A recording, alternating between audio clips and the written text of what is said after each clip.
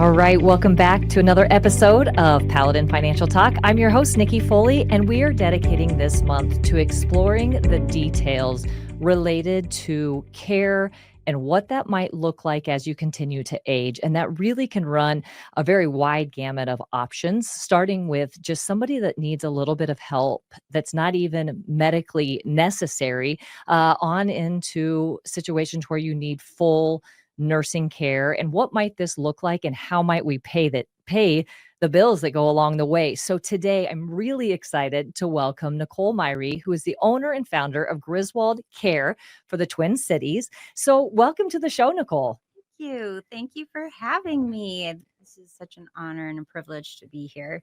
Well, when we met together, so through a mutual friend. So Yes. I feel like when you get old, the way that you make friends and the way that you meet people so often is through kids, a connection some way. And that was no different here. And so we have a mutual acquaintance and somebody that Nicole has spent time with professionally. Yes. And I know the family from the friends and the kids side of things. But once we got talking, she connected us. And the first time I talked to Nicole, I was like, powerhouse. She's amazing. She is full of energy, full of ideas, and she's doing great things in the Twin Cities to make resources available to people who need care. And I can't wait for her to describe what she's doing. And we are so blessed that we have the opportunity to spend today with Nicole and have the opportunity to learn from her and get really peel back all the things that happen and what is needed for care as people continue to age. And it may not be just aging, but I think that's a good portion of the population we're talking about. So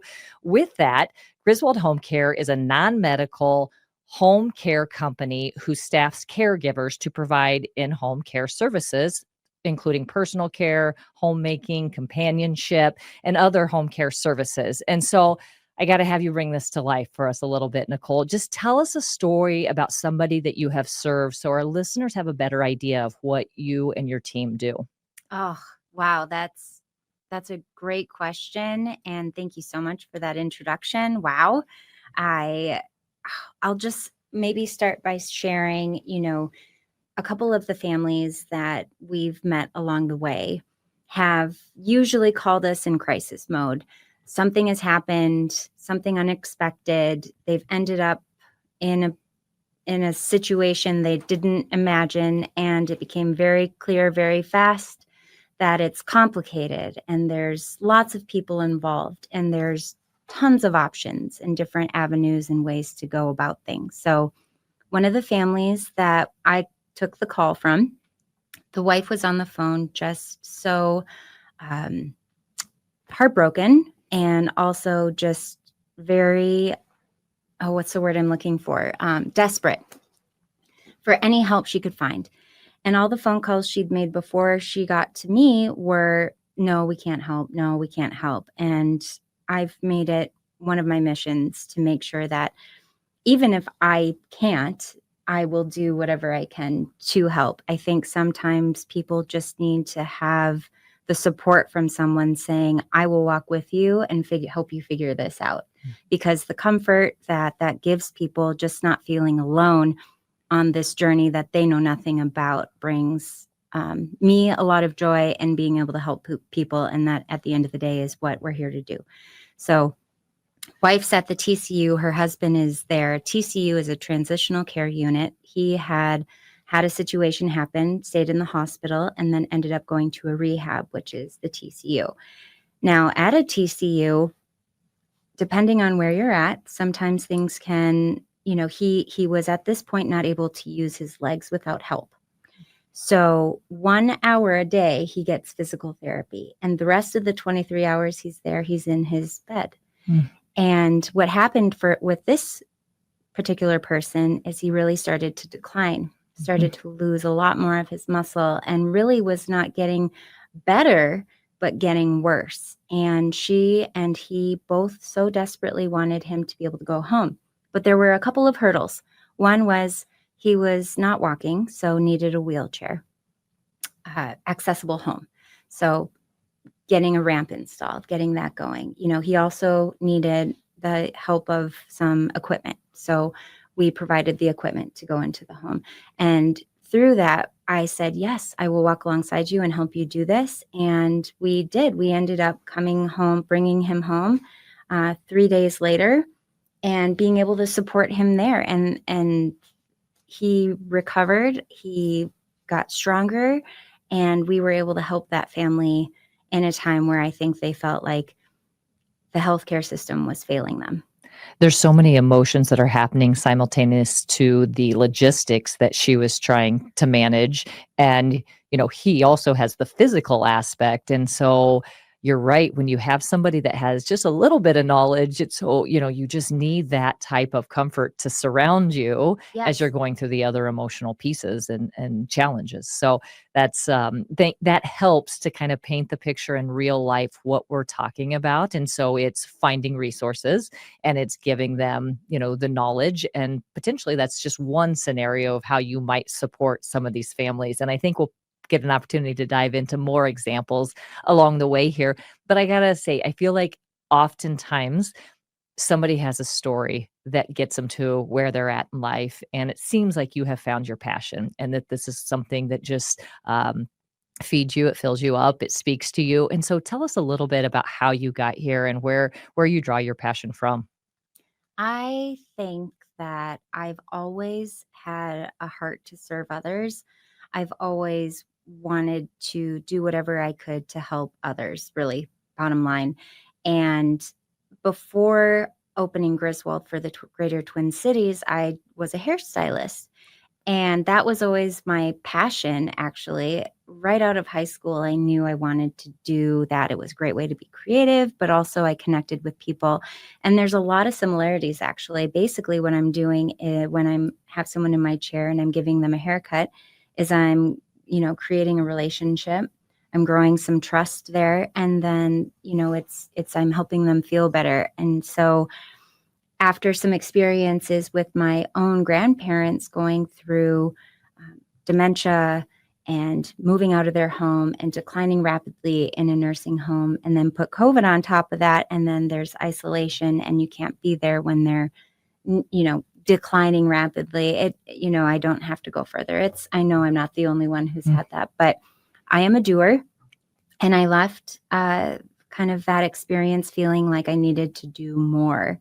And with the help of Griswold, which is a franchise that has the playbook for us, it felt like the perfect fit. There was nothing like that in the Twin Cities with Griswold anyways. I know there's other companies like mine, but that was, there was a burning desire to bring, my grandmother's legacy into helping other people. And now I just get to have, all the grandparents. I have so many families now that we treat each family like they're our own grandparents. That's amazing. And it's not just you. I mean, there's a whole team behind you. Will you give just a little bit of perspective when we're covering the Twin Cities? That's a large area, but how do you cover this? And tell me just a little bit more about the scope of what your team looks like.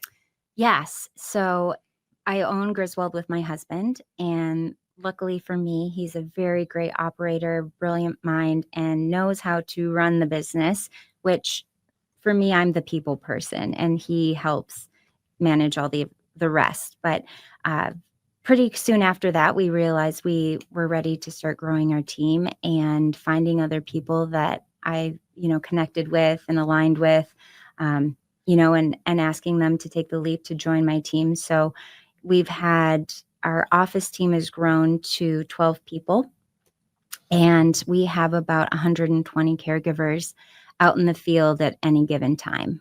That's really incredible. And I think that says a lot when you are, as an individual, thinking, is this a service I might need, to think about your team and to know that you have got this up and running just in the last 5 years and you have 130 some employees. That says a lot about you and how dedicated you are to this and your commitment to the families you're serving and your team. And so hopefully, as listeners are hearing you, like, that's the kind of person and the kind of a group that you want to be associated with. So kudos to you and your husband and the growth that you've had and the success and, making this available. So 132 individuals that are supporting the Twin Cities. So what does that look like? Do you cover the entire Twin Cities, and what do you consider in home? Like, what does this look like? Oh, that's a great question. So the first part of your question is we go beyond the Twin Cities. Okay. We have clients all over the state of Minnesota, and partially that's because people have these beautiful homes on beautiful landscapes that they don't want to have to leave. Mhm. So being able to provide a care team for them in their home, wherever that is in Minnesota, we will absolutely do what we can to staff that for people wherever they are. And then the second piece of that for, what is home? You could consider home to be your RV or a box or a mansion, whatever the case may be. You can even live in a facility, an independent living or an assisted living. And if there are certain things that you're finding are harder for you to do, then that is where we can help. And I'll give an example, because I think what it is for me is helping people understand that you don't necessarily need to completely have declined to the point where you physically are not capable of taking care of yourself any longer. And then what that does is that gives other people the opportunity to make decisions for you. And what we are trying to help people understand is that even by having someone come to help you get ready for the day, instead of taking 4 hours to be able to put pants on, the quality of life that you're living at that point, it's, yes, you're proving a point. You can do it. You can still do it. You can put your pants on. It may take half of the day to do that, but we want people to encourage them to enjoy the quality of their life a little bit more than just accomplishing that task, and how having Griswold as a part of your care plan can really help you stay where you want longer, and you stay more independent of the decisions that you want to make for yourself, rather than ending up in a hospital. And it's so devastating to me every time I meet with someone who does not even realize that because they had a fall and they broke their hip, that they are not going back home ever again, and that was the last time that they'd ever see their house. And if they even just had us in their home once a week, running errands, doing their laundry, changing their bed sheets, being in the house while they're showering, not necessarily that they need the help in the shower, but if something happened, someone would be right there. They're ensuring that they're going to be able to come back home, because our care team will do everything we can to make sure that if that is their wish, that is where they will go back to. I'll tell you a story real quick, because I think that people relate to what you're saying, where somebody may not be able to go home. And my grandma passed away when she was 92. She had lived independently. Her husband, so my grandpa, had passed away when my dad was 5. And so she was an independent, strong woman and lived on her own when she ended up having a fall. 92, had to go to treatment and to recover. And at that point, the family made the decision that my uncle and aunt and dad made the decision she should probably stay in an assisted living facility. She learned that, and she passed away within a couple days of learning that she was going to no longer have the freedom to go home, but instead, and she had told my dad she was not going to stay in a facility. She was going to go back home. And when that changed, she basically made the decision that she was done. And I believe that can happen. But think of, that is an extreme scenario where she lost her independence and she lost her freedom, and what that meant to her and how strongly, and you being able to provide a level of service where they can retain that freedom and have that, what they have known for all their years. And so that is a gift right there. That is a great story. To be able to provide that type of care really takes a tremendous team and team members who have a gift, and somebody that can help a population and really has a unique skill set. Tell me a little bit more about that. What do your caregivers look like? What is their skill set? And I'm imagining it could be a range, but we're talking about in-home care, not necessarily medical care. And we're going to get to that in a moment. But what makes somebody that you're looking for? What makes your caregiver special? Honestly, the only requirement we have is that people have a caring heart. It looks like people who have been caregivers for family members. It looks like siblings who have cared for their other siblings. It looks like people who are children or have had children. And really that's all that requires of people. We have incredible nurses that oversee all of our caregivers and do all of the training with them, and we do a lot of ongoing training with them.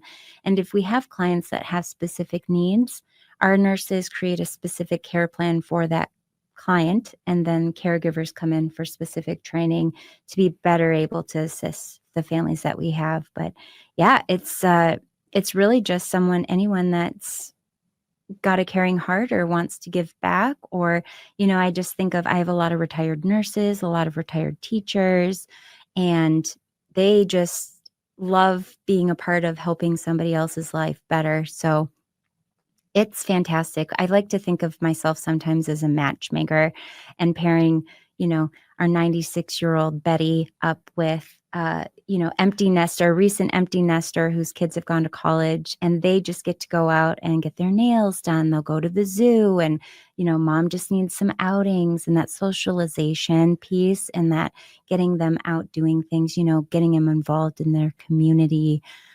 Senior centers, a couple of our clients love to play bingo. I mean, it's just all over the board.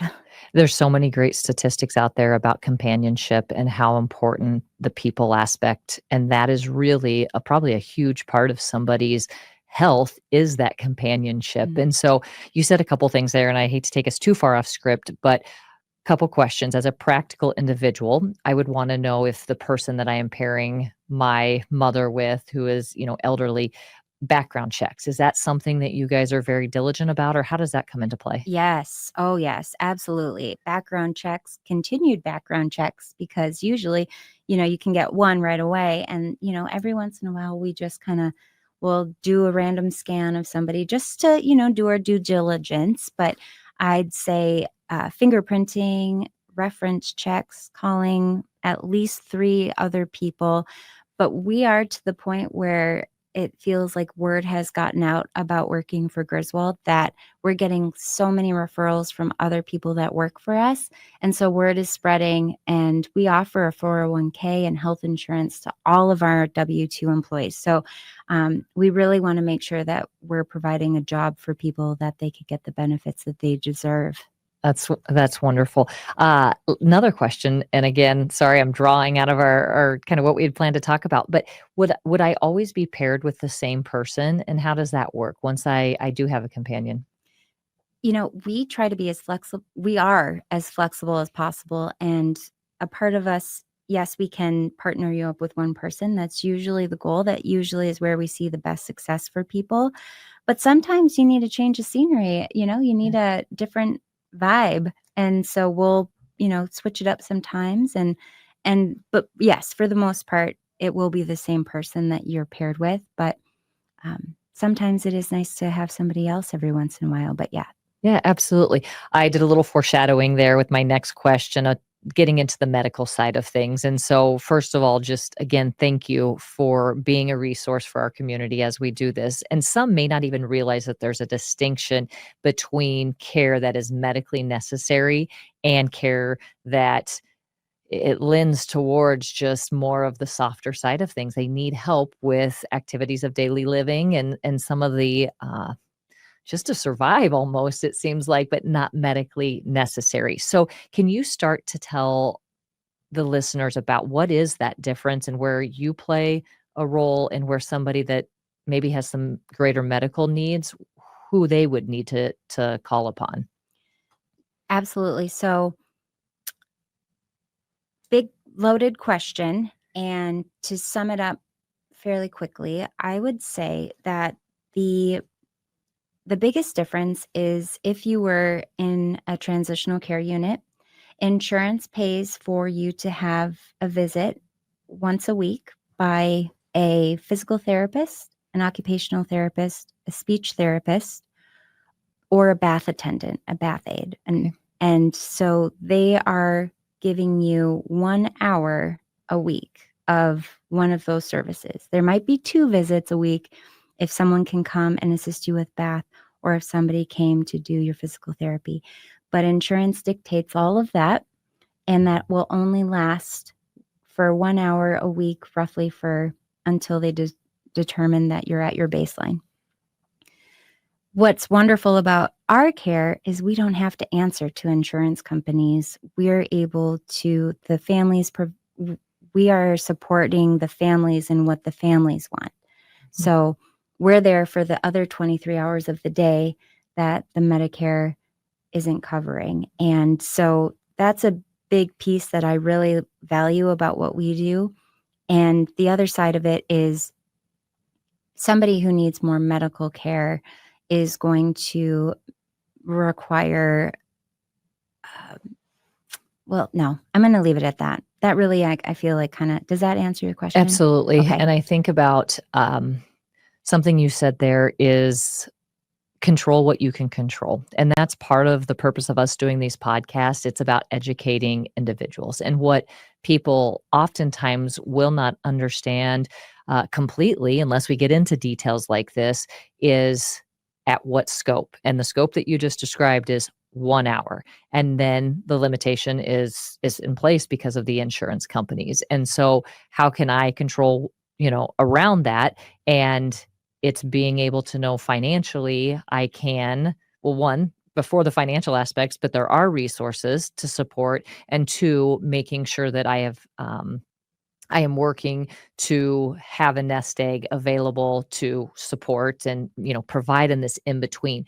And I think where often what happens is it's so gray. You don't really know what you're going to get. And it seems like really hard to find in black and white. It is 1 hour, or it is whatever the determination may be from the insurance or Medicare or wherever your source of funds are, unless it's coming out of your own pocket. And so I think, again, right, wrong doesn't really matter. Just knowing what you're working with is half the battle. And that's the point of doing the podcast, and the additional education we do is to know what that scope might look like. And so that level of detail you provided is really important. What about how far ahead someone needs to prepare and get information so they can control or take things within, they're not depending on somebody else? When would they start talking with somebody like your organization?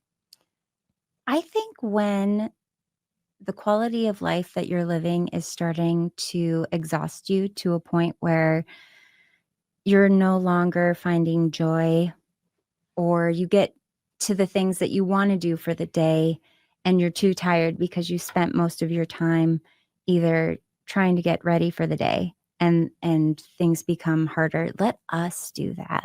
Let us do your dishes. You've probably done them your whole life, and it's time to let somebody else take care of that. I think it's like your energy levels can be a great way for us to just start. And sometimes, like I said, one time a week, just having someone come that can help you prepare meals, go through your refrigerator. So many times there's these tasks that we have that we never get to, that we say we want to do, the box over there of pictures, and having someone who's maybe a more tech savvy person can help you go through and organize things. The list of different ways people can help is endless. So some of that, I think, too, you'll surprise the socks off your family members if you present them with, this is, a company that I'd like to have come in and start helping me. And that just ensures that your family members know, okay, great. They're thinking ahead. They're planning for just next steps in our path, because, we're all dying, right? That's part of life, and doing it in a way that's comfortable and giving you, keeping the I keep thinking The integrity of, thank you. Yeah. Yes, keeping the integrity that you have and doing the things you love. You still want to be able to enjoy it. You prompt a question that I have. Who are you usually speaking with first? Is it the individual that's seeking care, or is it family members, or all over the board? I think, it is mostly adult children that are being asked to do a lot more work for their family members. And it's really because, adult children, we call them like the sandwich generation, where they're starting to take care of their parents and they're still raising their kids. Correct. And they also have a full-time job. And so then, when the unexpected thing happens, that mom's fallen and now she can't be alone, you panic. And that's when things can really happen. So That's good. Um, I want to stop us for a second and say, why are we talking about this and why are we talking about this right now? And as you may know, we're getting ready to go into Medicare renewal, so annual enrollment period. And I think it's a good time to stop for a moment and say, making sure that those who are, and whether it is the Medicare side of things or even, coming onto an insurance plan, really understanding what your insurance covers and what it doesn't cover. And I think that's an area that is gray for people, that oftentimes they are in they just don't take the time to understand. And so that is the timing. And that's why we're spending this entire month talking about what type of care you may need. Is it medically necessary? Is it skilled care? Is it not? And it's important right now to take a step back when you are enrolling in your plans and understanding what that might look like, whether it's for yourself or whether it's for a family member, as you're talking about. Are there any statistics or stories that may help people understand the scope of who is needing in-home care, or anything that you want to share that might help bring any more greater perspective to what we're talking about? I don't have any statistics, but I just have the experiences that we've had over the time that we've been doing this. And it's hard because I think that most people could start utilizing in-home care before they really think they're ready for it. And it's kind of that we just want to help support people. However, we want to enrich their lives and make it better for them. So, I know I've said that if it's taking you 3 hours to put on pants for the day and get things done, there's a lot of times where people aren't being realistic. It just naturally kind of happens. All of a sudden you're there and you're like, how did I get there to this point where everything is just taking so much longer and so much time? And that, I'm not saying that that's bad, to slow down and take time to do things, because staying independent is absolutely what we want people to do. But there's safe ways to do that. And if falling is happening, I feel like one of the things I hear a lot is, nobody really talks about how many times they're actually tripping or falling at home. It's the only time you find out about it is when you have to call the EMT and Mhm. have them come get you. So there's a lot of preventative ways of having some help. One of the other things we help do is set people's home up to be successful for them. There's a lot of ways that just things you don't think about that, it's our everyday that we do. So making things more, lighting up, like lighting up their hallways and rugs and all kinds of things like that. And again, it's not to come in and tell you how you have to have things. It's just recommendations and ways that we can help make it safer. I bring that back to something that I enjoy. I enjoy looking at homes and interior design, and it's something I have no training in whatsoever. Well, when you start to think about pulling the trigger on buying a piece of furniture or all the accessories, like, it all adds up so quickly. And I almost think this is kind of the same way when you are needing to start making changes in your home. And if these individuals potentially are on a limited budget because they're on Social Security and taking from their own accounts, you hesitate and you almost choose not to take action because you can't spend. And so having somebody cut to the chase, tell me exactly what I need to do to get the home fit for, aging in place. Mhm.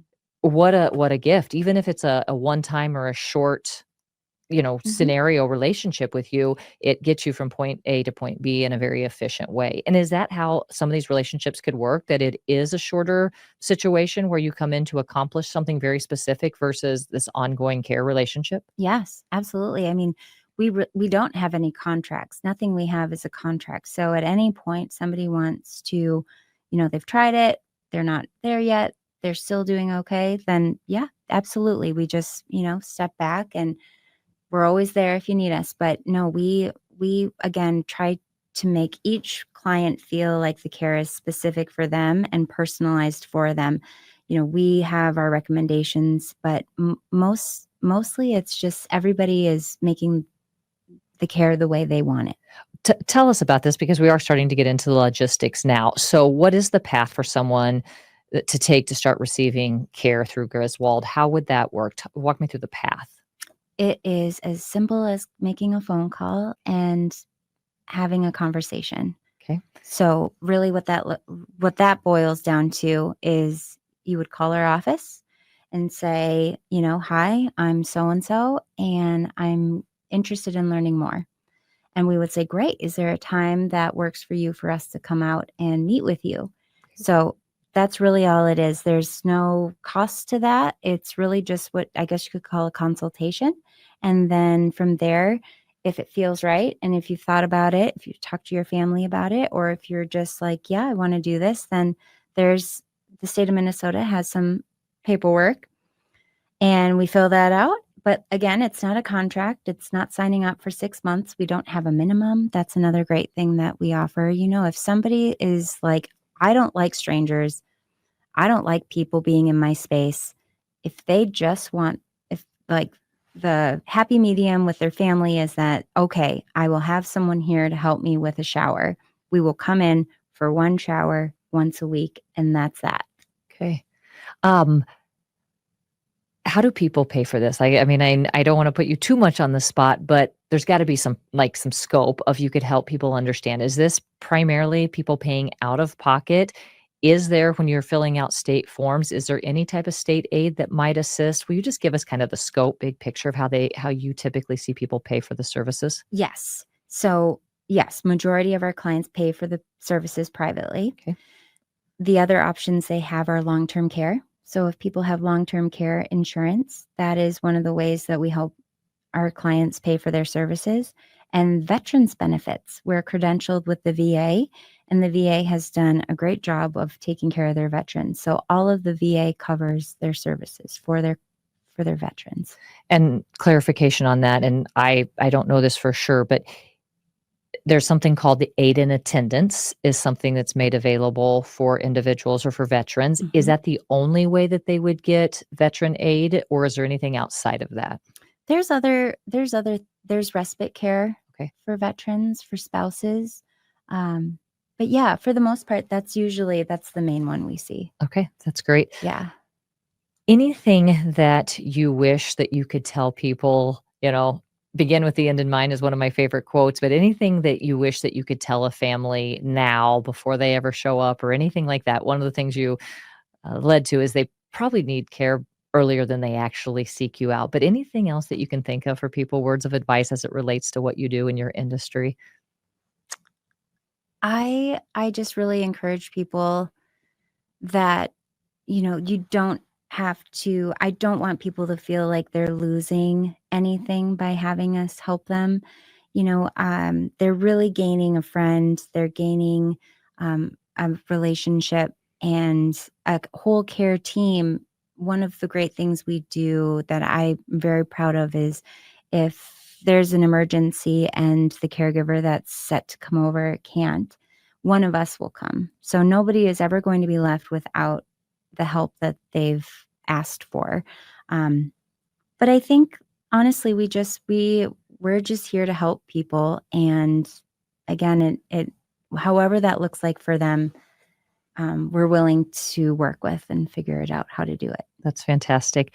One question that went in the payment section, anything that medical assistance in the state of Minnesota or Medicaid can do to assist with this, or is it outside of the scope of that? Do you know? So, yeah, I think one of the things I didn't say earlier is that even if you go live in assisted living or an independent living or a nursing home, you're still paying for those services. It's not covered by Medicaid or Medicare. Only until you have less than $3,000 in your bank account is that when Medicaid would then pay for your stay wherever you need to live. And you got to remember too that you're not getting to make those choices about where you're going to live. It's really wherever a bed is available. It just requires so much knowledge to navigate this. And usually there's so many other things that are going on with the families outside of the logistics. And so having some of this knowledge ahead of time, starting to get people thinking about what resources are available and getting them in place. like you mentioned, maybe before you even think that you need them. So you're not tackling everything at once and introducing new people into somebody's world. And this has just really been an amazing conversation, and to get into some of the things that you make available. So again, you are serving your community in such an intimate way. Is there anything else that you can think of that you want to share with people? And then otherwise, I'd love for our listeners to know how to get in touch with you. And if you can give us some contact information, that would be great as well. Yes. So I know I'm going to leave being like, why didn't I say that? So no, I can't think of anything right now, but you can get in touch with us at our office, which our phone number is 763-270-0843. And that phone number can be called at any time of the day or night, and you'll always get a hold of one of the people in the office. We don't have 9 to 5 hours, so we always have one of our team office members on call. So if there's ever an emergency in the middle of the night, where one of us is going to answer the phone to help. And other than that, you can find us at griswoldcare.com. And yeah, it's been a pleasure. Thank you so much for having me, Nikki. This has really been fun. So I appreciate that. Well, this has been fantastic. Hopefully our listeners have taken something from it. And I just want to say one more time to think about a few of the things that Nicole has said here gives credibility to who they are and what an amazing resource they could be for you. So she's got this business, her and her husband, up and running in a very short amount of time with over 100 caregivers, 120 caregivers, plus employees and teams that are making sure that they answer the phone 24 hours a day. Like, that says a lot about who you are and what you can get done for people. And so if you do have an emergency, or if you are in a situation and you are the person that's things are racing through your mind, this is something that you guys do all the time, all day, and you're here to support. So again, just emphasizing, this type of group can get things done for you. So don't hesitate to reach out and use them. And if they can solve the problems that I've heard her talk about today, I know that they certainly can entertain and have the conversation with you that hopefully can bring some peace of mind, either from, emotional or physical, but even maybe some financial peace of mind as well. So thank you again for everybody that has joined us today and having the conversation with Nicole Myrie of Griswold Home Care for the Twin Cities. And so we will make sure that we put her contact information in the show notes so that it's available. And again, if you have any questions for the Paladin Financial team, don't hesitate to reach us at paladinfinancial.com or 651-842-8406. And don't forget to watch us on YouTube, follow along on all the social media outlets. And thanks again for joining us for Paladin Financial Talk.